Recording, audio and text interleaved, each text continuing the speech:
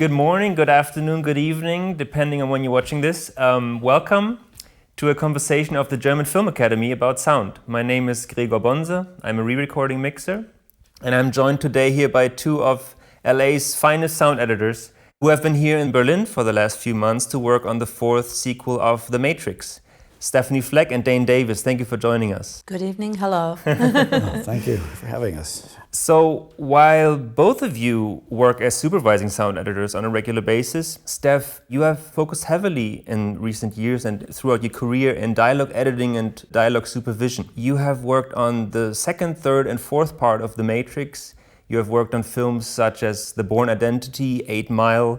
You've been awarded and nominated for a number of Golden Reel Awards and recently a Primetime Emmy. Congratulations. Thank you. And that's not it. You're also, totally apart from the whole film world, you're also a photographer. Mm-hmm. Tell us a bit about how you became a sound editor and what persuaded you to focus on dialogue. I got into the film industry in Australia in the 80s. And there you could kind of drift in between sound and picture. It was a very good start and schooling for film, post-production film. I was both a picture assistant and a sound assistant. And just because it was easier to move up in sound, I moved up in sound. But I enjoyed both very much. And they both helped my career. Understanding picture taught me a lot, and working with directors and picture editors allowed me to be a better sound editor. Sure. And to understand the process and to understand storytelling. Then I moved to the United States. You know, I had to start again. Right. Because really no one's going to ring you. They don't know you're there. So you have to work your way up again. And the quickest path to kind of get back in was to go into sound.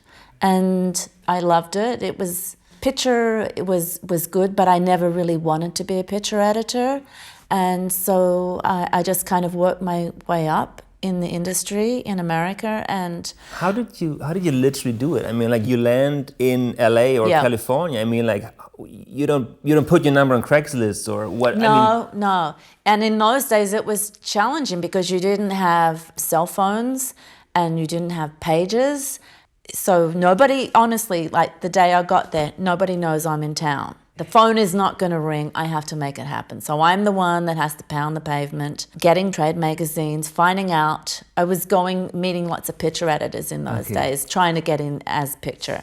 But it was very, very hard. And the picture assistants were very protective of their editors and, you know, rightly so. But so, you know, I got to meet a few picture editors, but it was, you know, you would be cold calling people and you would have to find out what studio they were at and get their numbers. So, you know, it was quite a laborious process. And then in LA, you have the catch-22 of having a union. So you can't get in the union until you've worked non-union. Yes. Right? How do you do that? So then you've got to work non-union, and non-union is very, very different. It's very guerrilla and the wild, wild west, or at least it was in those days. Is it student films or is it non? No, I got to work at Roger Corman's place in Venice, and many, many people had passed through his studio. You know, I think Ron Howard and Jim Cameron. Yeah, many big directors and actors had come through those doors. Right.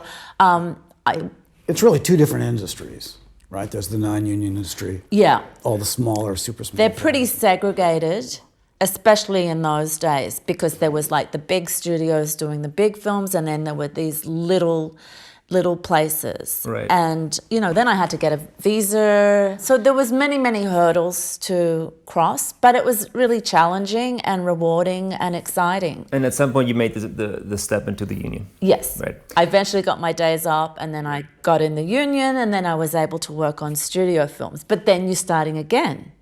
So nobody knows you. Hey, it's a different world. Totally. Yeah, and you have to go around meeting people one-on-one. No emails. You know, I would write letters and post letters to people. You know, it just seems archaic, and hand out resumes to people. Yeah, and I would print my resumes on brightly colored paper and give somebody 3 copies so that the brightly colored paper would sit on the table and they would remember that. This is a pretty one. I might give this one of you. Well, it's just like, oh, that girl came in. Yeah. Where's her resume? Oh yeah. How do you make it interesting? Right? Yeah, just put some wrapping around imprint, it. imprinting. Distinguish yourself. Yeah, from the other pile of white resumes. And so eventually I worked really hard, and I worked very long hours, and I had to be not necessarily better than everybody because, they had far more experience than me, but I had to show that I was willing to learn, and I was willing to accept their standards, and if it took me twice as long to do that amount of work to that level, I would make that commitment. And so I just got hired. You did it. I got hired back, and I got hired back, Perfect. and I got hired back.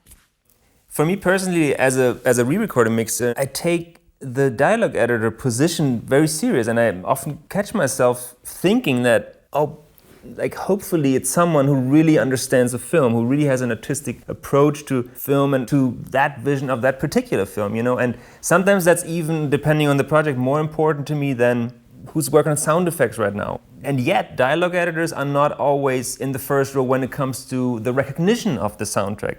For example, in Germany, oftentimes they're not part of the group that's awarded with the Sound Lola in our country. Maybe there's also an issue in America where now 2 awards are merged into one from sound editing and mixing.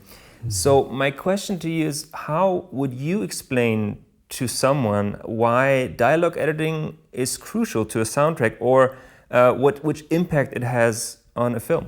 That's a great question, because it can be, I think, easily dismissed as a very kind of perfunctory type of duty, that the sound is recorded, so you have it, and you do something behind a closed door, and then you send it to the mixer, and it really hasn't changed in a noticeable way, right? It may be cleaned up or something like that, but it's still basically inherently what was recorded. My approach is, I'm not so much about the mechanical aspect of dialogue editing. I'm about the nuance and the emotion and maintaining the integrity of the original performance.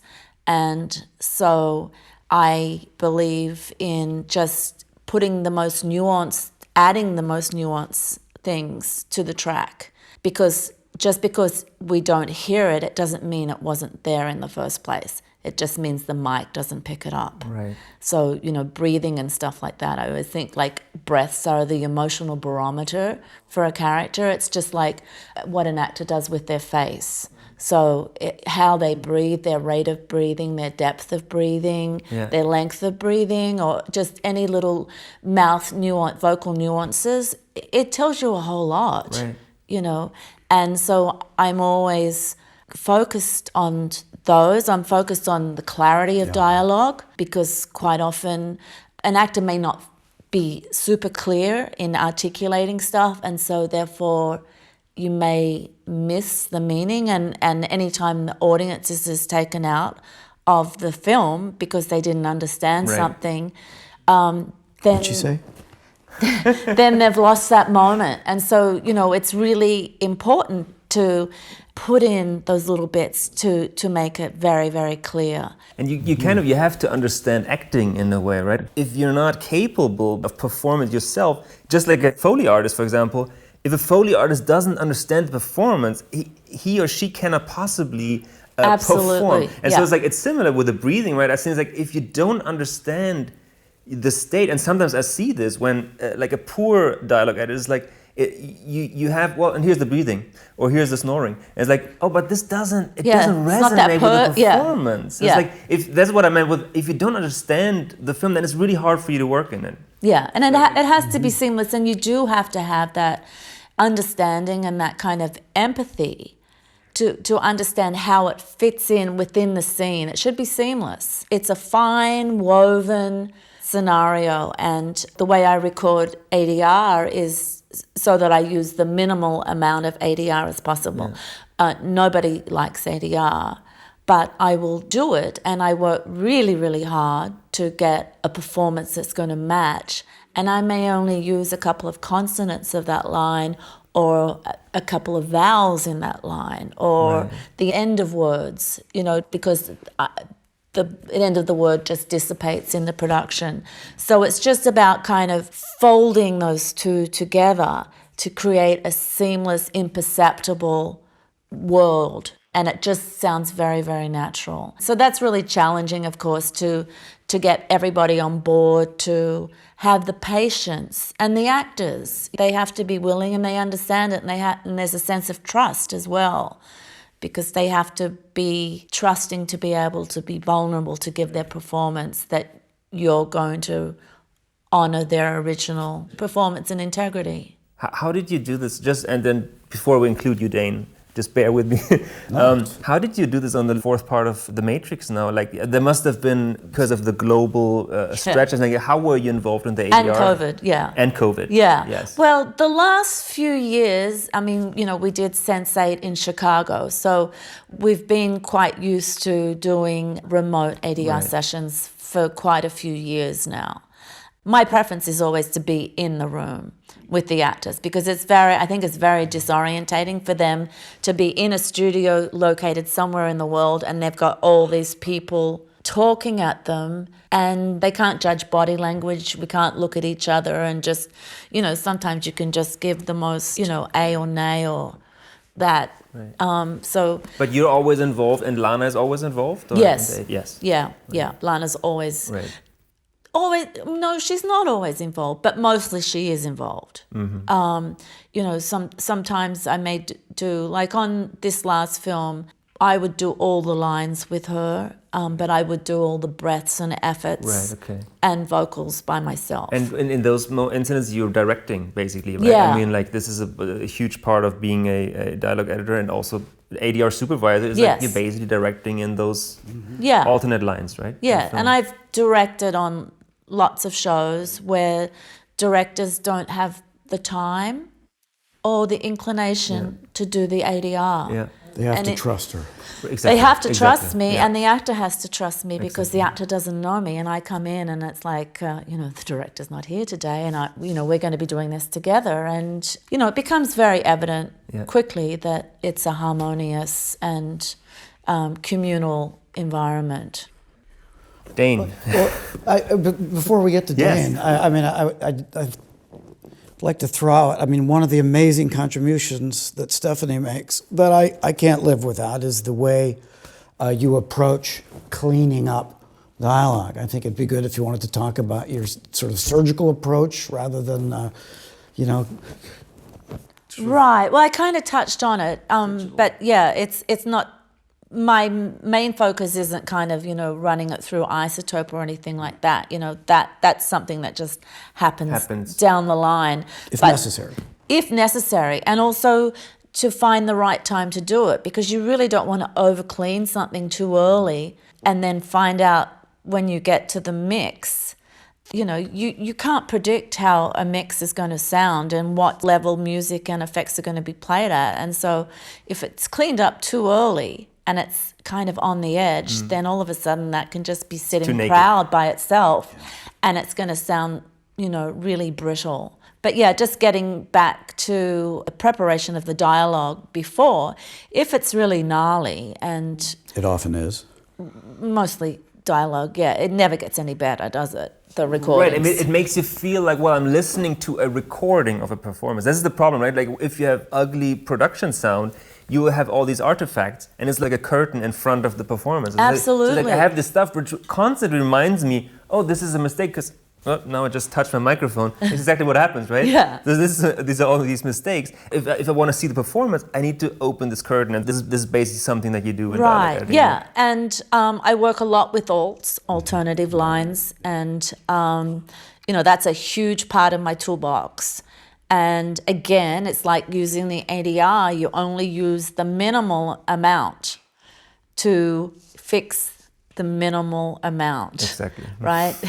So it's all just this degree of microscopic surgery to improve something. And I could have a line with 1,000 splices in it, but it's going to sound pretty much the same as the original.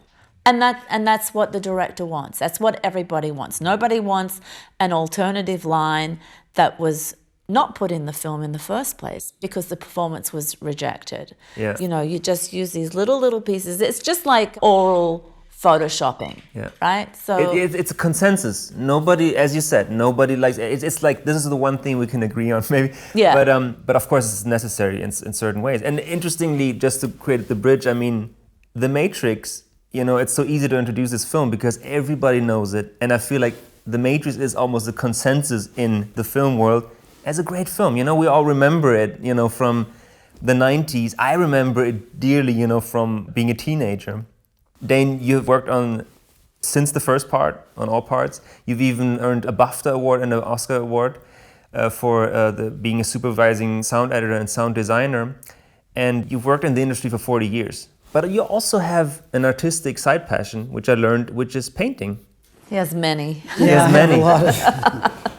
And I did a lot of photography for a lot of years as well, and I painted when I was young, and I just the last few years ago started painting again. So that's something I love. And I'm drawing here in Germany. I didn't want to get paint on my nice apartment. But you know, photography, painting, sound editing, is that connection or is that coincidence? Yeah. It's the same. Right? Yeah, it's the same aesthetics and modalities. You just apply it to a different medium. Yeah, the brushes are slightly different shaped. Right? Yeah. You know, in sound design, it's just painting with the spectrum.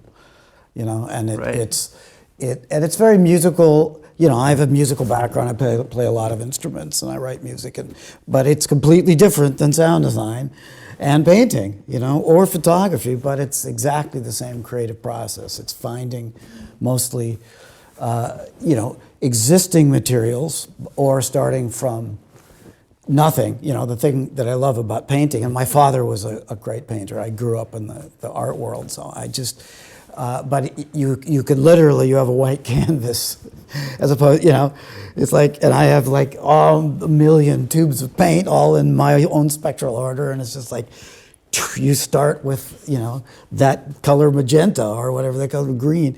Whereas in photography, it is a capture of existing materials. Right. And with sound design, it is almost always a manipulation of captured materials, right? And I also have a synthesizer background. I mean, I love modular synths and all that stuff. But on sound design work, I never use synthesizers unless the thing on the screen is itself a synthesizer. In the Matrix, they have a holographic display in the ship, you know, and that's a little synthesizer chip, right? In the scene. And so I had to, using an app, when the visuals started to appear, which is the last few days of the final, you know, I had to just come up with something with an app that was rudimentary enough, but organic in a purely, you know, synthetic digital way. But generally, I always start with raw material from the real world. So you take recordings of sound recordings, some organic material, and then try to manipulate it to do your sound design. Yeah, it all starts with the microphone. You know, in a way, that's the first brush, if we're going to use that analogy some more. You're capturing it in the analog world because we evolved as analog creatures in an analog universe, and the way sound waves propagate through a medium, and you know everything's analog. In the capsule of the microphone, sympathetic vibrations. It's a strictly analog phenomenon, and there's such an art to capturing sounds that have a lot of emotional substance to them. You know, whether it's a gunshot or a door open, right? I mean, you know, or a door creak. So, gathering raw materials that I know can be used to represent something similar, like a door opening, you know. Okay, it's a creaking, the audience has to buy that as door opening, but also that creak could be a voice for some creature. It could be anything. It could be the sound of a black hole opening up, you know, you don't know. So when I record, I just record tons and tons of variations on stuff just to have it there. I was also going to say Steph's dialogue sessions are maximal in terms of preparation. That's, you know, Steph, they're very tall because she has all of the possible takes of anything, and I do the same thing when I'm recording any kind of effects. It's all about getting the perfect moment from that sound, and we use a lot of different microphones. And for the new Matrix, we recorded all of the firearms, all the guns, using a technique that Brian Watkins, who's worked with me for a long time, he evolved this technique that I can't really talk about, but Okay. but it's a very different approach to cinematic guns. But you go to the desert to record these gunshots, or what do you do? You can't really anymore. You have to go to, in this case, a gun range in Bakersfield, in a quiet area where nobody can hear. And like a lot of these things, like we have to buy out the entire gun range, right? You can't anywhere else. You guys probably have memberships at these gun ranges then. I'm sure Brian does. No, you just, because recording sound effects, unlike production dialogue, it's all about isolation. You know, like production dialogue is just, that's the set. You know, the location managers and the art department, the director, they pick a location to shoot in because of the way it looks. Not always. sounds, yeah. No one ever, occasionally do they, but rarely think about sound. So you're kind of stuck with that. But in sound effects, we don't have that luxury, you know. So we have to find a place where we can isolate that one gunshot, you know, or that one bullet or whatever it is, or that, you know, Ferrari excel by, or, you know, whatever it is. So isolation is a key part of recording so that we have control later. When I describe sound design, I often catch myself not really framing it the way that I want to, because if you simplify sound design, it's oftentimes, and by that I mean any work that shapes sound in film, which can be Foley, which can be dialogue editing, which can be sound effects or mixing. It always sounds like, well, we have a film and maybe there's blue sky and so we add some birds. Or, you know, like, oh, there's a lady and she sets down the wine glass and would add a clonk. And so it's like, it sounds like as if sound design was like the decorative thing to a picture that's already there. To stay in the painting analogy, that's like, the painting's there and it's almost like, oh, this Painting like, by numbers. Yeah, we then add the little decorative things. And so this is what it sounds like when you simplify. But then I think that's not really what it is. It's actually much more powerful. So throughout your experience, when did you feel like, or maybe on The Matrix Pass, or maybe on other films, when did you feel like, now I just changed everything about a scene, or maybe now with my sound I impacted the story in a significant way? Well, I always sort of consider myself part of the art department on a movie, and I think that's the best way to look at it. In some cases, you are illustrating an existing set of choices, right, from the art department. Like, this is the set, you know, so you need the glass going down. That's part of it. But as with the production design, sometimes it is something that does not exist, right? The production designer has to design the spaceship that you can't go out and rent to shoot, you know, or the monster, or a psychological phenomenon, or, you know. So the production designer, you know, and the director, they have to think about how something looks. And a big part of my job as a sound designer is basically making that visual concept of something fully believable from the character's point of view. I mean, I approach everything from a subjective framework, honestly. You know, what is Neo experiencing, you know, or whatever the character. A lot of times, and visual effects people tell me this all the time, it's like they don't know if the visual effects are working until they hear sound on those visual effects, because sound is something nobody thinks about, and there's no proscenium, you know, there's no rectangle defining the sound. A lot of the willing suspension of disbelief is tenuous until the environmental aspect, which is coming out of the speakers in the theater, sell it, right? It sells it because when you believe that that character is not questioning whether that thing in front of them or coming down on them or coming out of their arm or their chest or whatever is real, you know, then we've all succeeded. And because I do a lot of fantasy and sci-fi and, you know, crazy psychological kinds of shows, I have to do a lot of selling, you know, visuals. But for me, if it feels real. I was about to quote the new movie. It's hard not to, because we have Matrix 4 dialogue drilled into our brain. So we can say anything we want to quoting that movie. But these people have been working heavily for the last few months. Months and months on that. But it has to feel real to me. And when it does, usually it will feel real to everyone else. Usually directors, I can guess pretty well what's going to be a complete willing suspension.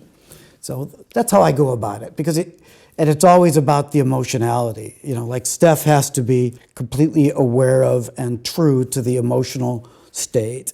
And Steph has this phenomenal ear for intonation, for the nuance of performance that every director appreciates and figures out quickly. That Steph gets, exactly how that emotional shape coming from that actor's speech has to be genuine and to be, believable in that way in the moment. And it's the same with sound effects, that when I do these recording sessions, whether it's for a movie like Ender's Game, where I'm just scraping all these dried out starfish together, trying to come up with the most emotional ectoskeletal sounds possible, which is the hardest thing I've ever tried to do, because ectoskeletal is inherently a non-emotional kind of, material.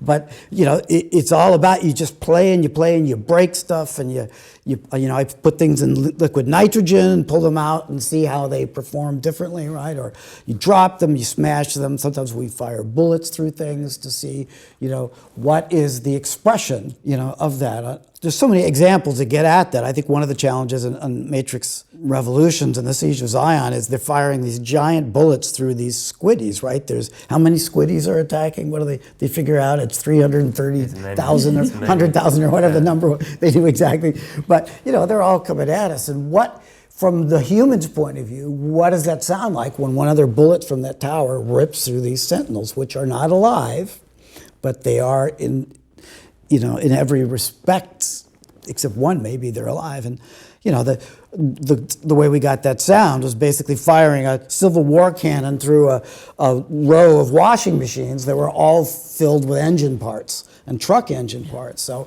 you could hear that 2-inch lead ball just ripping through all those pieces of metal. And we were hoping that would be a great sound, and it was a really great sound. And those balls go very fast, and they make a big mess. Yeah. But it was that feeling of layers of tightly coiled, deadly metal, deadly to machinery.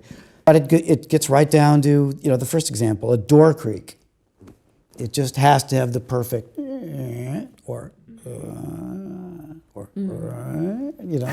there's a million ways to open a door. Because it's a voice, really. Right. Exactly. It's alive. Yeah. Yeah. How it goes is going to give you information, how you should react to it.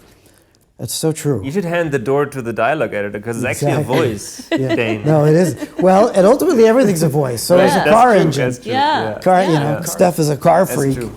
So and you've cut cars, you used to cut car sound effects. And, the way that engines speak, it's completely vocal. It's true.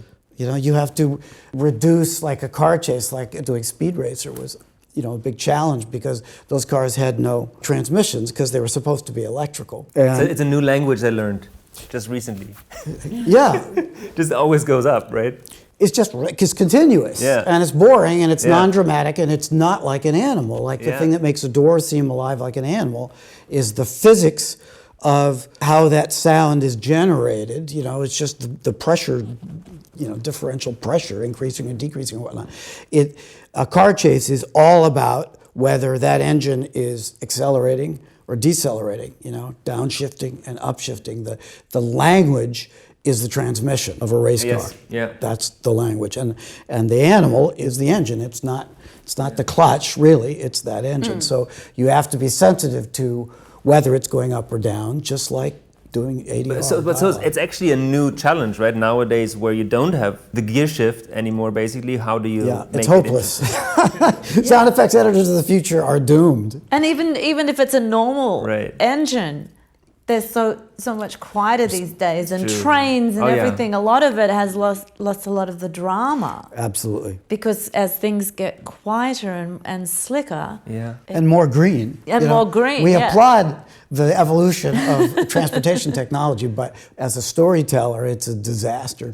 But on the other hand, like again, Brian Watkins, who does a lot of vehicle recordings, we were lamenting this problem that cars are getting more and more boring all the time. They're just less interesting. But everything, I mean, so is like typewriters. It's like you do a movie in the 70s, like, oh great, we can have typewriters. Exactly. Yes, and the we can have phones that sound like phones. Carriage return. An office, fax machines, printers, and now everything is just quiet in an office. It's just humming.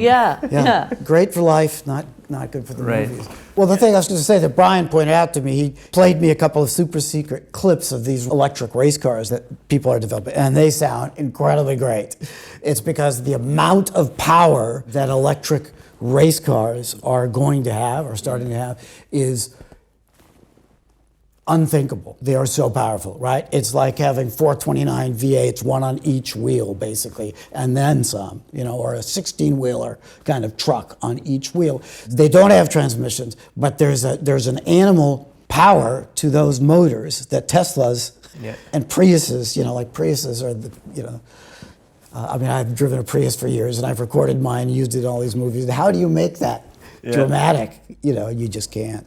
So there's some hope for the future, I think, of sound effects editing for vehicles. But I really appreciate what you said about that is about the experience of the character, which is so easy to miss. And this is true for many newcomers that work in the sound field. You start designing the experience of the spectator more. It's like you think, hold on, we have, and this is true for mixing too.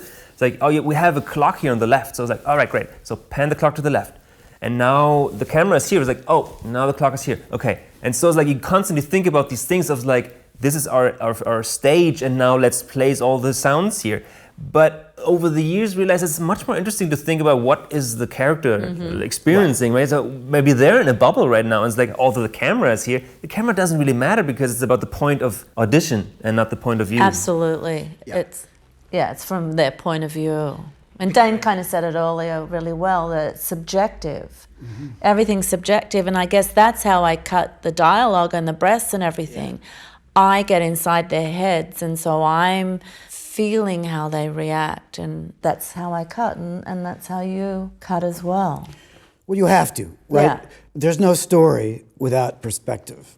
And a character's perspective, their subjective experience is what do they perceive, how do they feel in response to those perceptions, and what choices do they make based on that, right? And then the consequences of those choices. That's just fundamental storytelling.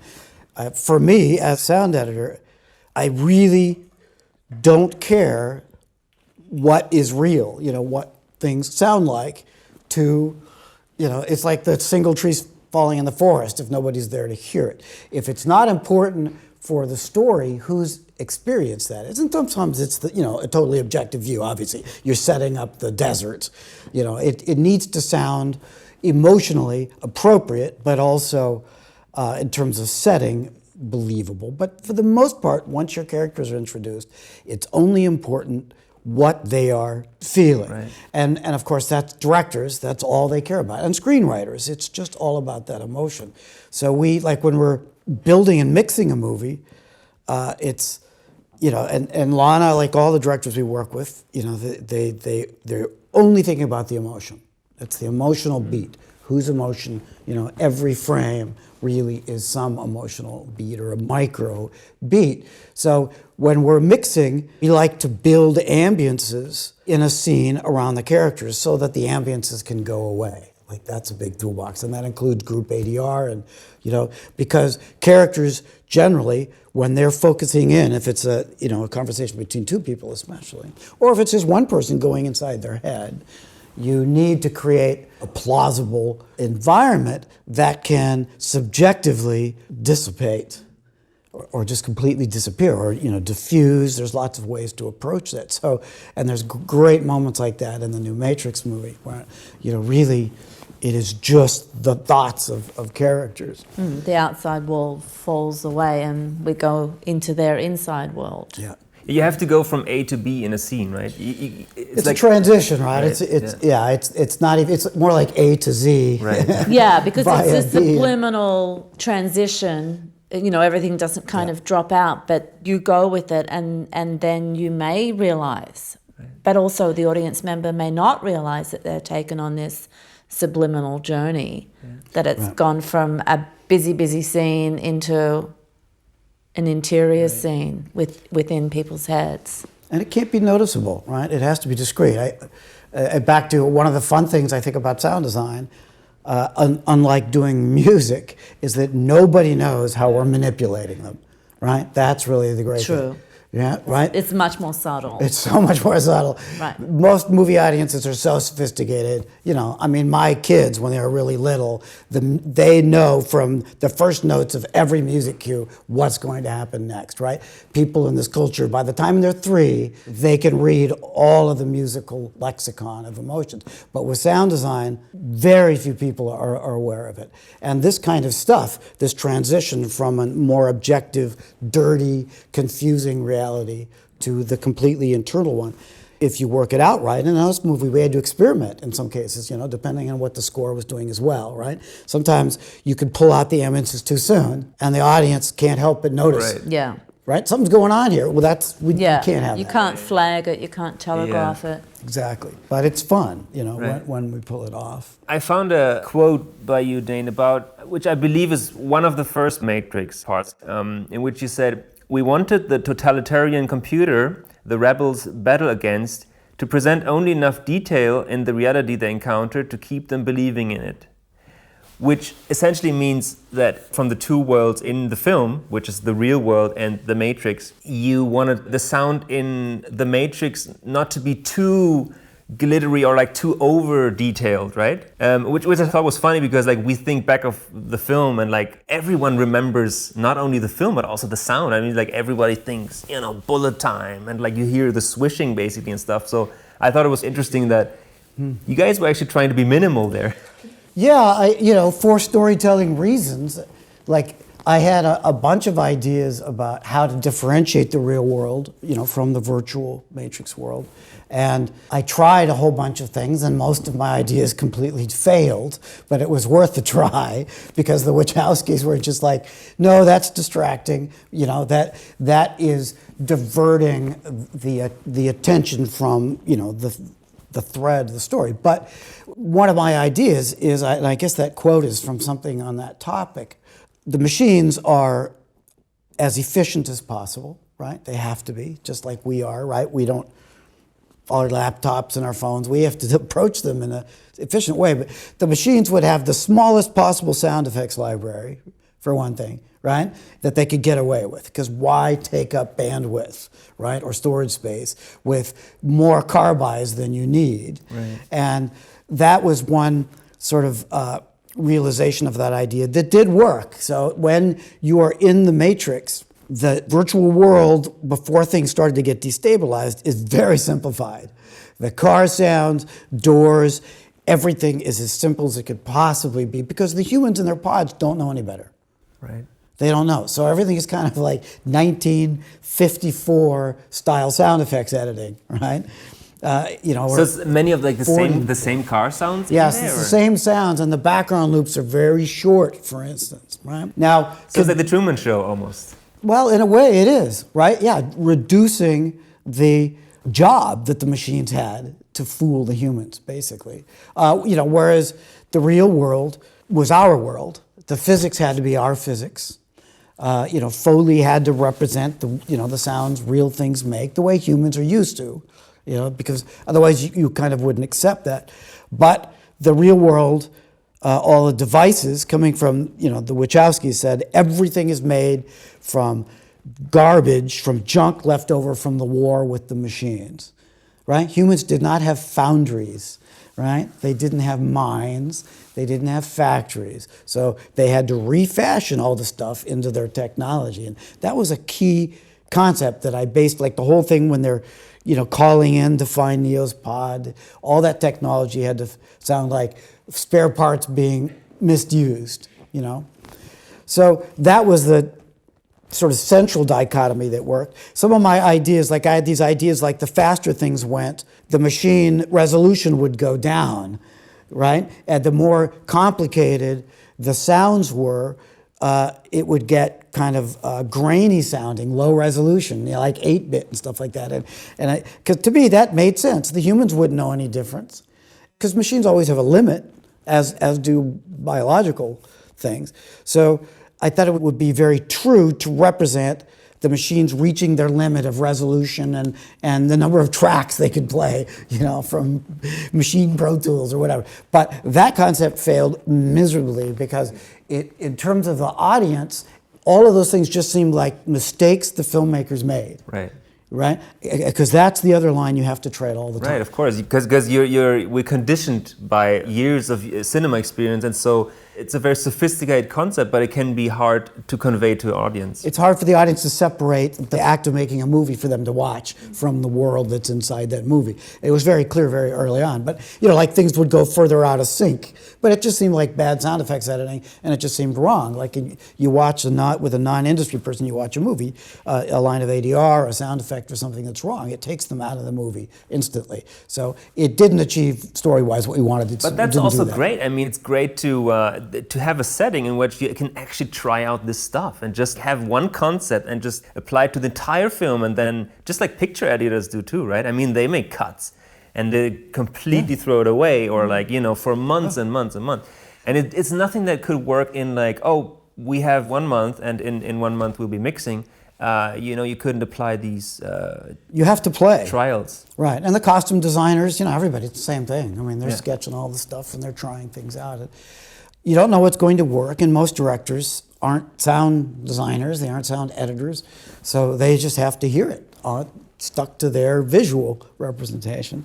Yeah, I mean, on the first Matrix, in contrast to what I was describing before, there was also, I wanted to try the idea that the machinery didn't truly understand the perceptual mechanics of the physics in the human's world. The machines were guessing the best they could. I thought it'd be really fun if something like turbulence, if the machines had one variable wrong in their formulas for how loud, right, how much sound pressure levels would be generated by turbulence in the air.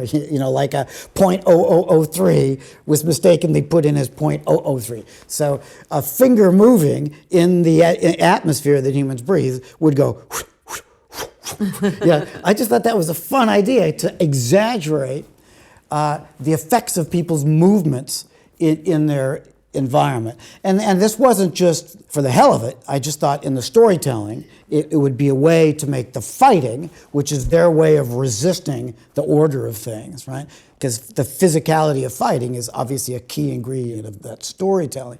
But that worked gratefully. Yeah. So I spent weeks making all these whooshes and creating a vocabulary of finger whooshes and, wrist whooshes, elbow whooshes, knee whooshes, and torso whooshes and arm, I had this huge library of... How did you make them?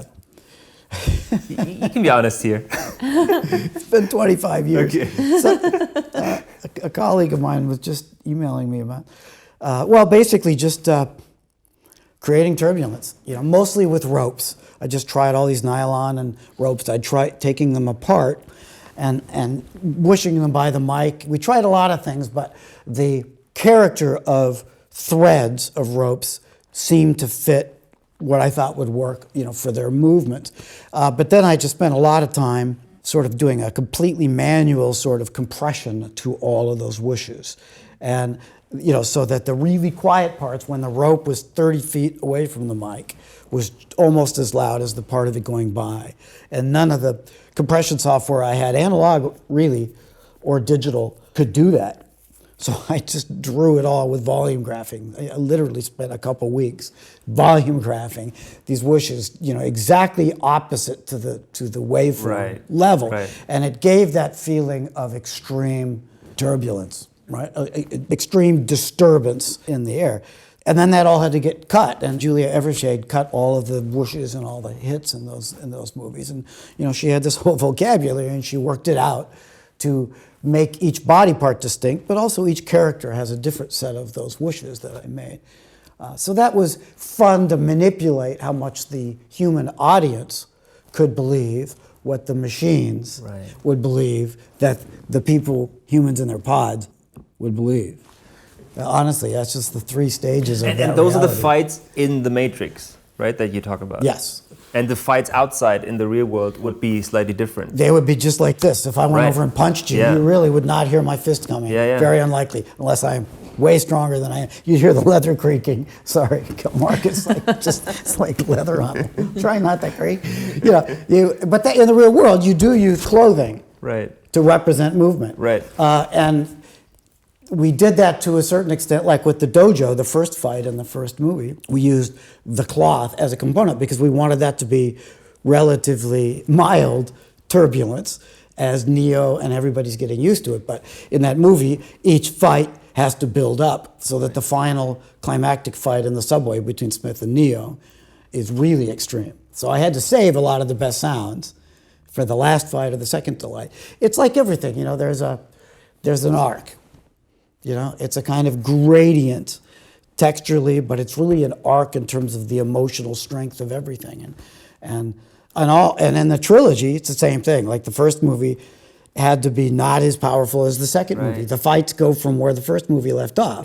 So, and then the third movie started where the second one left off. So by the climactic fight in the third movie, it's all cannon fire and huge thunder strikes, right? And it takes place in the rain, so we had to create a giant vocabulary of water whooshes, whooshes through raindrops, and that was a very complicated challenge, which I think worked. So it's thinking about what I see as a kind of compositional or structural shape or architecture at the same time. You can't make every fight sound the same. No. That's going to really suck. The first part was 20 years ago, and so how did you work back then? What also technically, did it change at all? Well, we did the first movie in 97 and 98, so 24 years ago. Everything was completely different. I mean, in terms of dialogue editing, it was, there weren't the kind of noise reduction tools then, but in terms of the editing process, it was more or less moviola style, with a mouse. And sound-wise, I mean, it was an amazing opportunity, and just to be thinking about doing it. Plus, it was because when we were making the movie Bound, which is largely the same team, we had this dream of making the movie from their script called The Matrix, which wasn't really getting made. So, but when we finally were starting The Matrix, I'd been thinking about it for a while, but the technology was evolving in a way, digital technology. And I just never liked digital audio. And I was using digital samplers and MIDI sequencers. And by that, I mean giant hardware, Yamaha QX1, sequencers. Because I could see the possibilities of that, but everything sounded really terrible in those days. But by the time, Pro Tools and all the other DAWs that were coming out at that time, and because the A to Ds and D to As were making huge leaps. So all of a sudden it seemed like, okay, we're going to do this. But for me, I had always done my sound design I had 3, racks this high full of outboard gear that I'd been collecting, and an analog patch bay, and doing sound design was all about, taking the H949 and going into that delay and then into that equalizer to notch out those resonant, and writing down all the settings and patching it to be able to repeat it. And I thought it'd be fun because the Matrix takes place in the box, so to speak, right? It's a virtual world. I thought it'd be fun to do everything in the box, in Pro Tools. And the challenge was not use any of all those expensive boxes I bought, over the years, and just use the very rudimentary plugins and stuff that were coming out at the time. It was crazy to attempt to do that, but the version of Pro Tools, which I think was 4.1, 4.0 something. It was the first TDM version. So for the first time ever, I could take the output of track 1 through a plugin, record it into track 2, go through another plugin, record that into track 3. That was revolutionary, right? Because previously, I have to go to tape and then back. And most of the plugins really sucked, and they were unstable, but I invested money in trying stuff. So it did work to a great extent, but sometimes there were standalone programs that somebody found. There was one called Metasynth 1.0, and I just found I could create, unlike almost every other digital program that sounded very artificial to me, I could create organic sounds, manipulating the faders in real time, which I couldn't record into Pro Tools, the clocking, there wasn't really a way to do that. But I had a DAT machine, so the output of the computer was always going to my DAT. So I just recorded hours and hours of experimenting with that, and that became the texture of the matrix, including the code, but also transitions.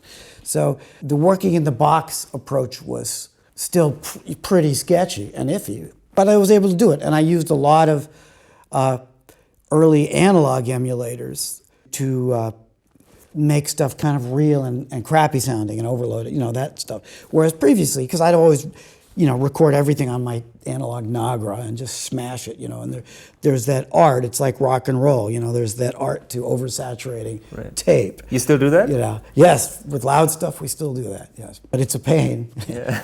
And I still have a case of wrapped virgin 1/4-inch stock for when I need it. But other than there are a few things that I went to 24-track and back to get that sound, and we shot the Foley on analog 24-track. But everything else, the processing was done digitally. And like I said, I used the analog impact overload simulator, sometimes a few of them in series, but it was a way to make stuff sound real, and physical. Yeah, but that seems like appropriate. I mean, for that matrix sound to even record on that seems to be a good solution, because it already has a bit of a, the 16-bit reduction going on that seems appropriate for that sound, right? Well, yeah, back then it was high resolution, it was like digital. Nowadays. Everything's perfect in digital, yes. Right? That's flawless. Right? It's perfect representation of reality, but now we're like, oh my God, turn that off. But it did fit because the matrix couldn't be too real in a way. Right. And then when we're in the real world, just mostly Foley. Really. The description of reality was mostly done on the stage with John Resch and Tom Brennan and their team. At Warner Bros. At Warner Brothers. So defining the real world was a separate challenge because we could exaggerate everything inside the matrix. And again, the idea was everything the way it sounded in the matrix when it was stable was really simple. But as soon as it started to get perturbed by Neo and other humans, Morpheus, then we could start to exaggerate the twisting, the destruction, the limitations of the machinery as far as we wanted to. Was there key sounds that then you transported into the newest film? That's an important question. And when I was starting this, I'd read the script. There was a certain continuity to it. And when I finally got to talk to Lana about it, before I'd seen a frame, this was weeks before I'd seen any of it, and she said, yes, because there are different time scales.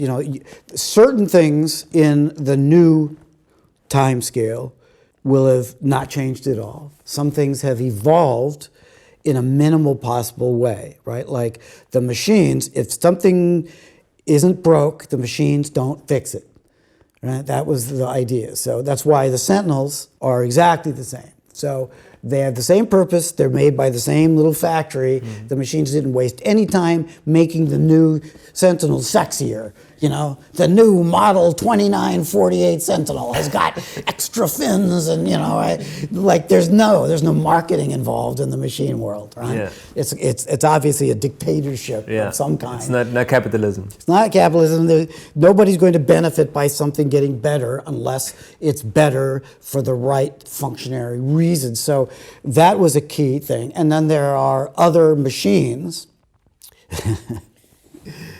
I don't know. I'm not sure what we can say. I don't even know which film you're talking about. Yeah. What are we doing here? Let's just say there are some machines that have evolved a great deal. Okay, so those sounds have to have a clear suggestion of their evolutionary path to get there, right? Just like animals. When I do creatures in another movie, I really have to think about the evolutionary trajectory that those creatures had. Why? Why do they make those sounds? Well, because they hear that way. Why do they hear that way? Well, because in their environment 4 million generations ago, that happened. I try to think those things through. And in the Matrix universe, everything has to be kind of logical so that there is a familial, emotional connection to those things. So yes, I knew going into this, and I knew that the vehicles, unlike in our world, the new models of the vehicles were better, but essentially the same propulsion systems and whatnot. So I had to develop a kind of continuity and then there's things in the new movie that didn't exist at all. They had to be invented, from nothing. But one of the challenges is that, 24 years ago, virtually everything has disappeared. And, my chant that I am often heard saying is that if it is digital, it is temporary. And people in the, German Filmakademie and everywhere in the world, I'm sure they're aware of these issues and people talk about it and think about it, but I don't think the public has digested what this means. I can tell you what it means, that anything digital that's more than 10 years old may or may not exist. After 20 years, it doesn't exist. Physically doesn't exist. It's not there. No, it's nowhere, right? Because all the media that everything is stored on disintegrates. Right. But more importantly than the material, the software and the operating systems that software runs on disappears. After 15 years, you won't find the machine that you used to make that backup. What did we get ourselves into? It's a good question. Progress. It's progress, but it's very, very, very, very, very risky. And I have seen the costs, because when we started doing the Dolby Atmos versions of the trilogy, it was really clear how much was lost. Right. It just, pre-mixes, zero. There's nothing, zero. There is nothing. So, and I, put a lot of time, and some of my people that are now at Warner Brothers, that were at my company, did a lot of digging, and we had to buy tape drives that matched, because basically my own personal backups, this is really geeky stuff, but my own go for it. Personal. Okay, I'm sure. I'm really religious about backing up, and I feel like I just fell down on my face at 100 miles an hour, whereas most people don't even think about it. But we have moved about 6 generations of backup media since the first Matrix. There was DDS, VXA, and there's just all these tape formats, and finding a machine that still works that'll run those tapes is virtually impossible. But in some cases, we'd find a machine, I'd buy one that somebody had, and multiple passes on a tape, we could get 30% back. That was a huge achievement. And in the end, after 2 years of working, I think I've gotten about 30% of the Matrix sounds back. And that's phenomenal. And I would tell, like Matt, our assistant, and Dave McRell, the engineer, and Aaron, another engineer at Warner Brothers, what I was looking for, and they would just go into all these tapes and try to dig that stuff up, because I knew what I was going to need for this movie. And a game as well that they're developing. That made the sound design aspect really hard, because I didn't have the raw materials. Things like the morphing between agents, right, and SWAT guys or something in the first movie.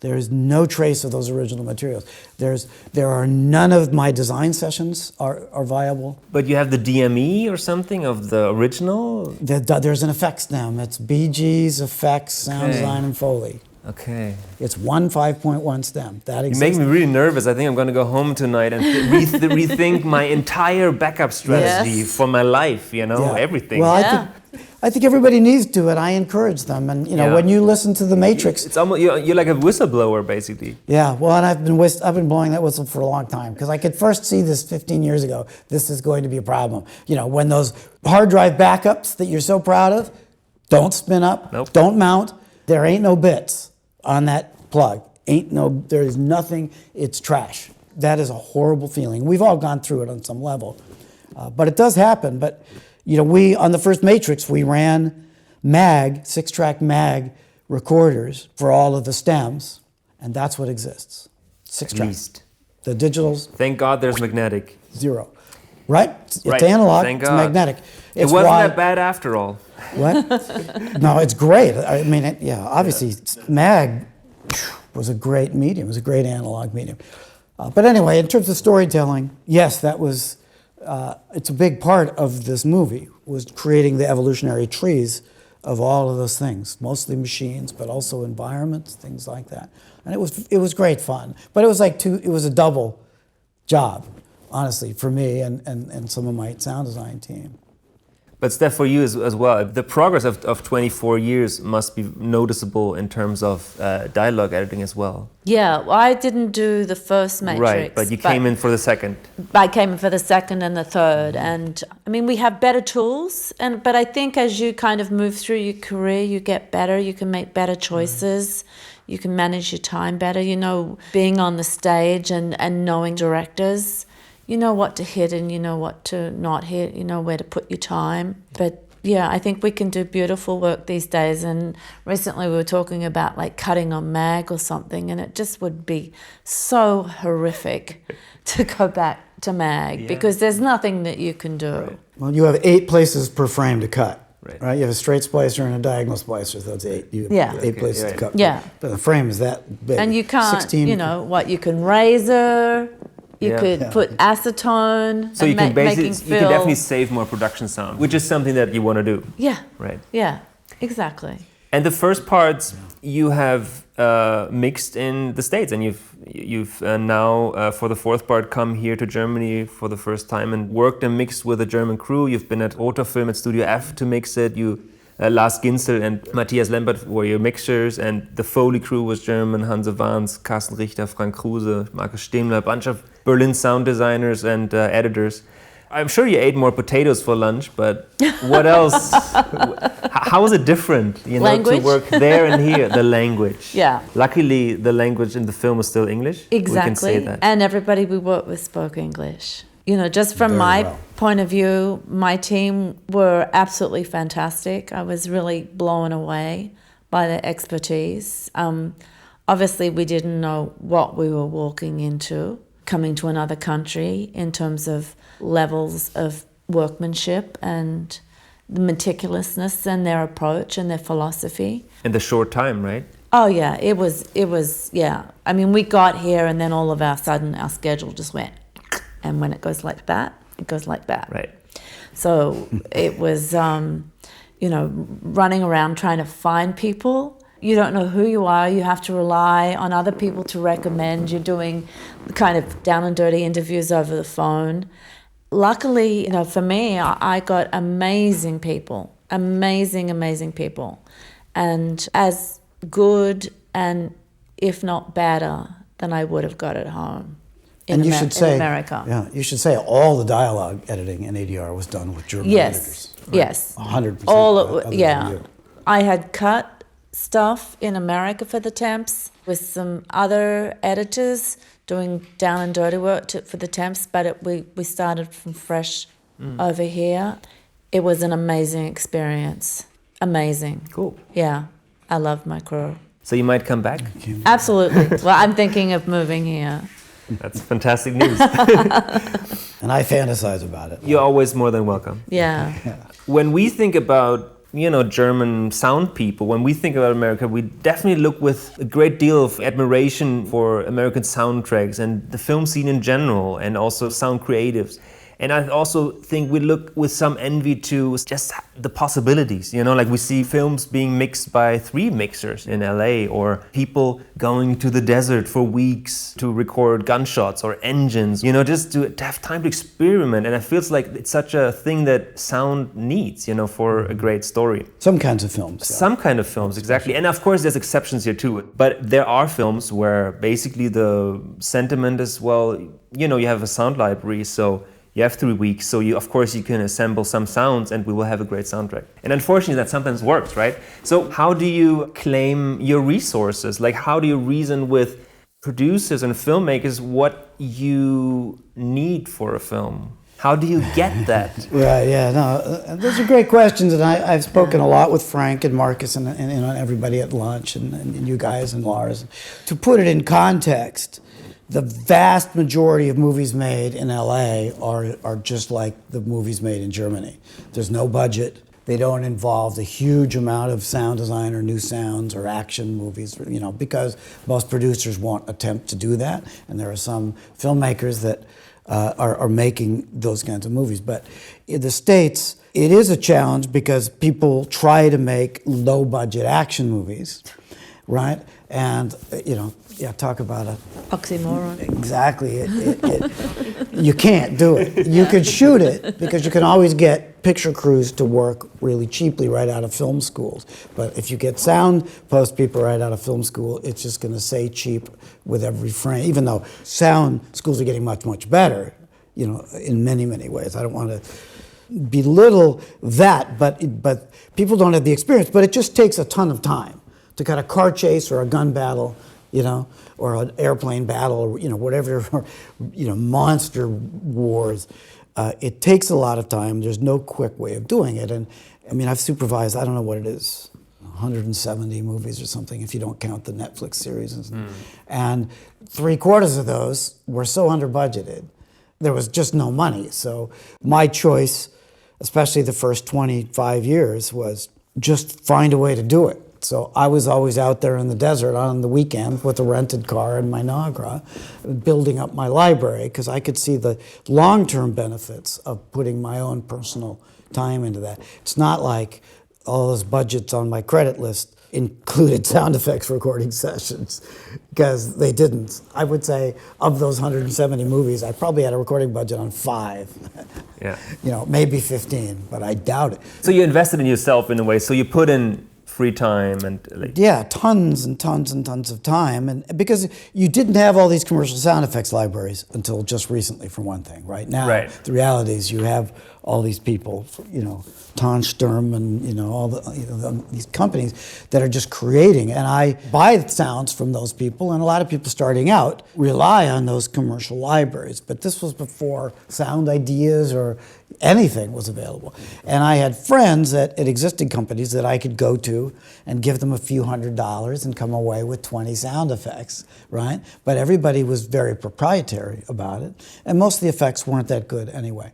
When I was starting out is the same period when the Weddington people, Richard Anderson, Steve Flick, and Mark Mangini, and a lot of other groups, the Skywalker teams, they were out recording sound effects all the time. And they were a few years older than I was. And Richard King and everybody in our generation, we were just recording all the time because the old sound effects library sounded like crap. Right. It's mostly optical. And there was a point, especially at the beginning of Dolby Stereo and Ultra Stereo, where the bandwidth, the spectrum was a little broader, and you could hear now how crappy everything sounded. That was perfectly good on movies and television before. So we all had to record from scratch.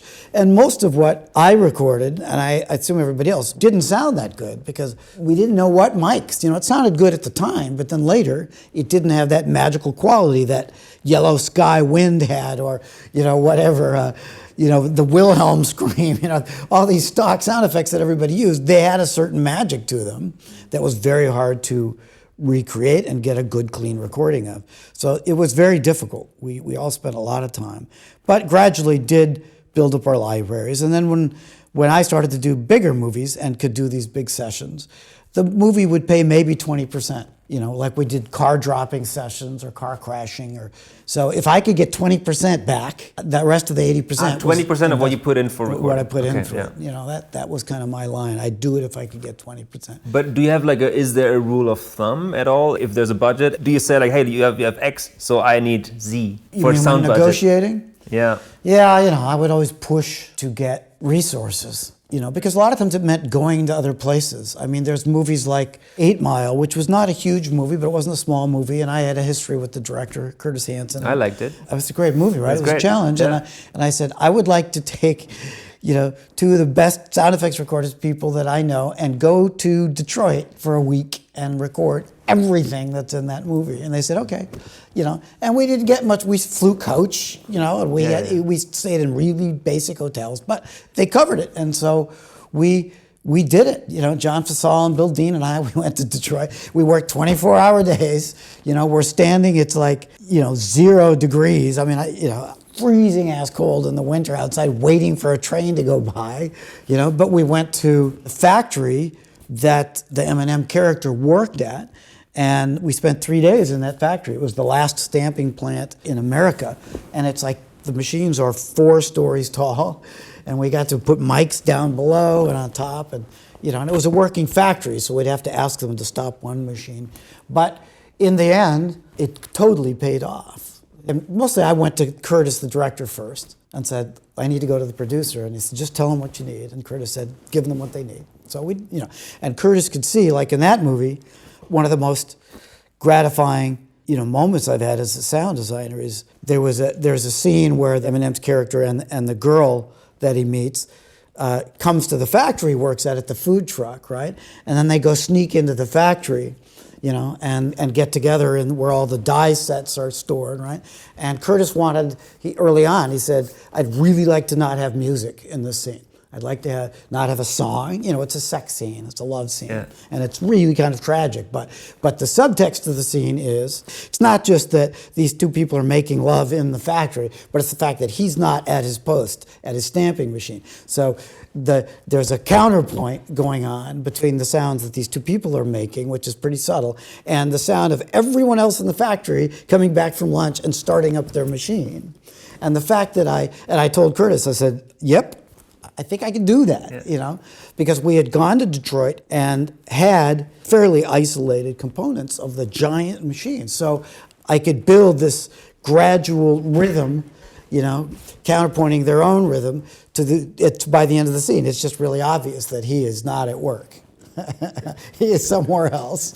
And we didn't put any music on it. And Curtis heard it and he said, we'll take it. Yeah, exactly. So I could have faked it without going there, but it would have sounded very different.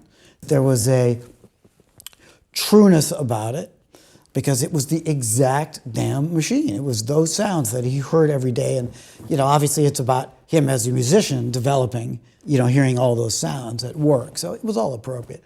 But there have been other movies like that where going to the location, it was the key. Right. I could sell that idea. Right, because it comes down to that. I mean, we need to record stuff constantly. I remember Walter Murch even said, once I use a sound effect in a film, I burn everything after. And I just love that quote because it's so far from my reality. But I love that, I love that this exists just as an idea because, of course, it's right. I mean, we can't constantly recycle stuff because we need new stuff that has a new soul. Otherwise, we won't reinvent what we do, right? Well, both to make each movie unique, which is really important. Absolutely, right? Yeah. But also because the sound effects editors, we get tired of hearing those same sounds.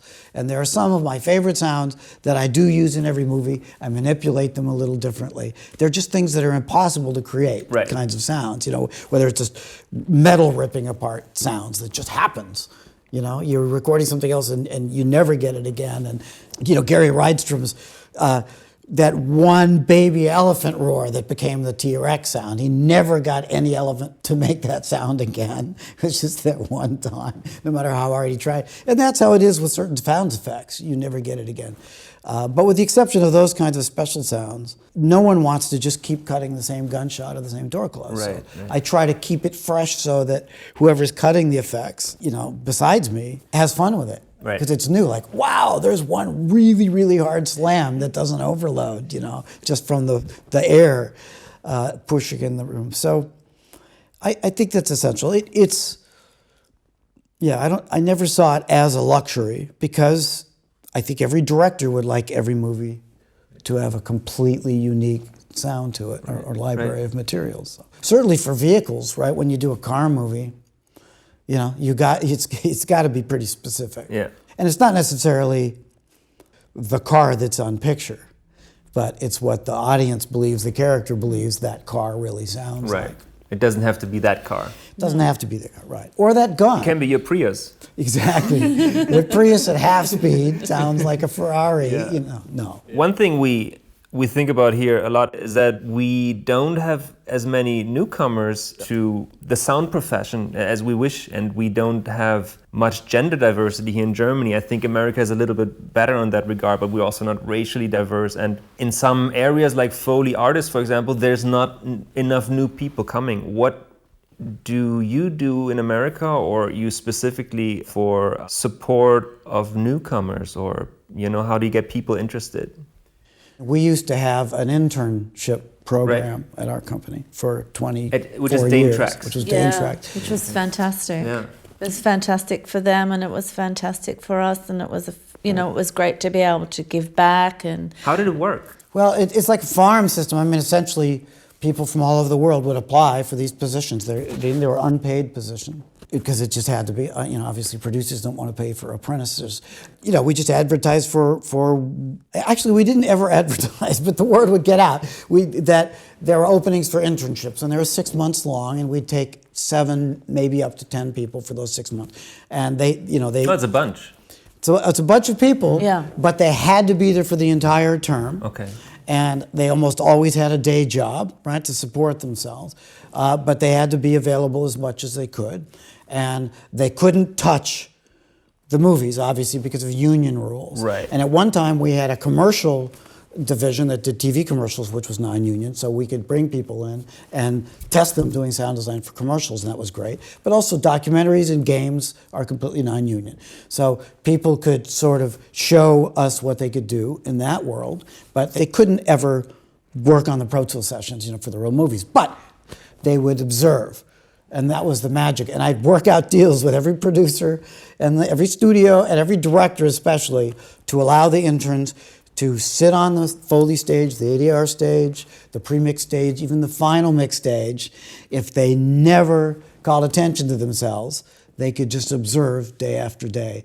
And I'm competing now with a lot of our former interns, naturally. Yeah, right? there's a lot. Right, and, including, Jared. Lots of elbows. Yeah, well, it's just what happens. Like Jeremy Pearson once, I went in to interview for a movie, and the director said, your former intern was just in that chair. And I said, great, hire Jeremy, But he worked on this movie. He did some amazingly great stuff. So I'm really happy to see that. And Mike Shapiro, who is also an intern, who designed some of my software and some of the hardware controllers that I use, is a great sound designer, and he did some amazing work on Matrix 4. So it's wonderful to go full circle after 15, 20 years. But in the program, just getting to observe, people very often come to me and say, watching Steph work, for instance, right. Day after day, or sitting in my room with me, which is always a risk because I love talking and explaining and telling stories about how things, and so I don't get enough work done. It's a challenge. But if the kids were really smart and interested and passionate, I would feel like it would help them because I never really had that. I didn't have anybody to mentor with in sound design. So that was a farm system. But also in LA, again, there is this vast low budget non-union film industry. So people could get out of their, even before they finished their internships, they would go cut sound, cut dialogue, do sound design, mix in that whole machine because it's easy to get jobs. They don't pay very well, and they'll work you to death, and you won't get any credit for your work, but you get lots of experience. But you live in the dream. You're living the dream, exactly. And some of those people we would keep relationships with, right? And Steph would hire them, when possible, as a dialogue editor, and we'd sometimes help them get into the union, or they'd get into the union.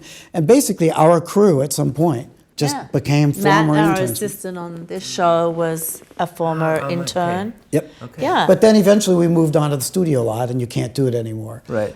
So that was kind of a really tragic, but it made the most sense.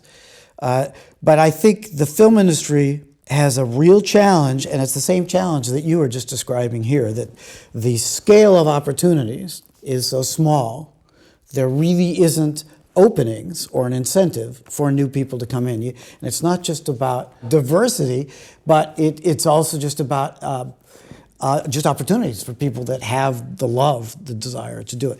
The great thing about LA, and this used to be true in New York a little bit, but you could come and you can get 10 years of experience. A lot of times it's experience doing really fast work. So I would always counsel the interns, right? When you go out and get a job, keep your eye on the ball, which is to work on big movies, right? Where you get a week to do something instead of an hour. Yeah, don't get seduced.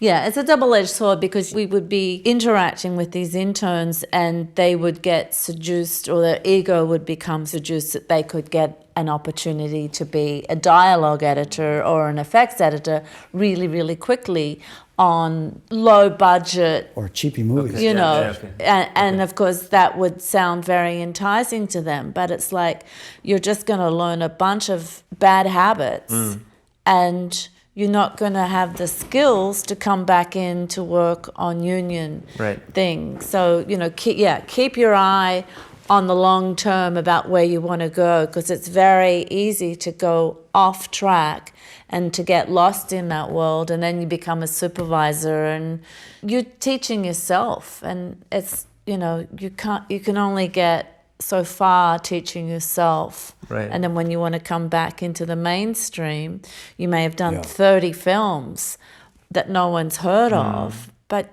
what's your skill set really? I think it's what you said. It's like it's the bad habits, right? You just make habits that you shouldn't make because that keeps you from doing good and detailed work. Well, if they're perhaps, only right? teaching themselves, then they're not growing. So they're not around other people, observing and being tutored and given the opportunity to bite off a bigger piece of the pie. Right.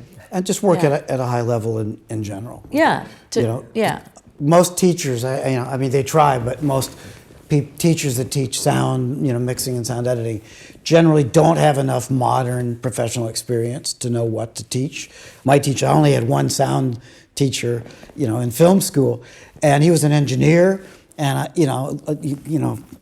loved the guy. But I had to unlearn everything that he taught me about mixing, and I became the house mixer at the school, and that was great. But everything about dialogue editing in particular, and ADR, they think that it's all about having the same character on the same track all the time and stuff like that. And that doesn't make any sense. It just doesn't. It's not about that. It's about the microphone position. So things like that you have to unlearn that. And I found with a lot of interns, I have to tell them, in the beginning, clean slate here. Go watch Steph. Watch the way these Foley artists go about something. Watch the way the effects mixer is pre-dubbing the Foley or the effects. So, because these are all great people, that have some resources. And that's the critical difference. Start to see what good habits you want to develop, because you're not going to. And we had interns in Chicago and other places that really wanted Steph's job or my job the following week. That's really what they expected, and right? And we have that at Dane Tracks too. They just wanted to be supervisors, and they were very, very impatient to think that it could happen maybe in 6 months. And it's like, why do you think you could be a supervisor in 6 months? And why would you want to be a supervisor in 6 months with an empty toolkit? But that's why we tried to prepare them by saying, here's how you want to do it. And, we hooked them up with other teams, Warner Brothers, other places when we could too. So they could just see how everybody's going about it. But see the way you want to do it, because in the next 5 to 10 years, you're going to learn how to do everything wrong. Yeah. And that is a critical part of, I think, of our whole teaching curriculum over those years. Right. Look ahead. You're going to make a living doing really fast, sloppy work, but you're not going to get to do what we were doing. We were working, on Sense8 or whatever movies, or the Matrix movies, or 8 Mile. I mean, these are amazing cinematic achievements that we get to be creative collaborators on.